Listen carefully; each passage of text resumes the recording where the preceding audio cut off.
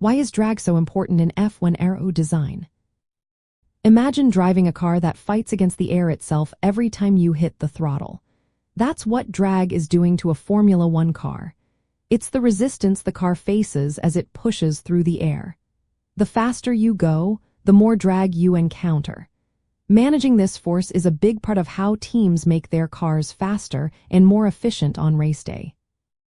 In Formula One, every team has similar engine power, so aerodynamics become the key way to gain an advantage. If your car creates too much drag, it slows down on long straight sections, which means losing precious seconds. But if you reduce drag too much, you might lose downforce, which is what keeps the car glued to the track during corners. Finding the right balance is what makes designing aero components so tricky and so important.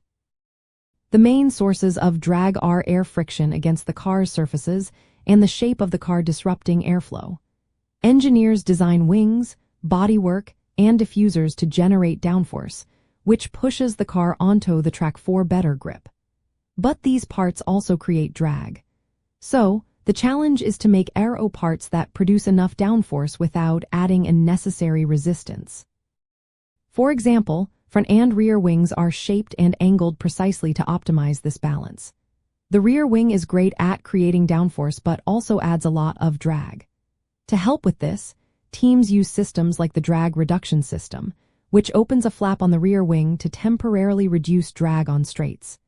This allows the car to reach higher top speeds without losing too much downforce when it needs to turn.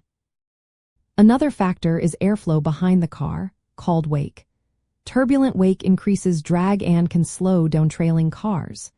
Good aero design minimizes this turbulence, which helps the car go faster and makes overtaking easier. It also improves overall race strategy by reducing drag-induced fuel consumption and tire wear. In essence, drag limits how fast a car can go and how efficiently it can perform. The goal is to keep it as low as possible while still generating enough downforce for stability. Every aero component, from the wings to the bodywork, is designed with this balance in mind. It's what makes F1 cars so advanced and why managing drag is at the heart of every aerodynamic decision.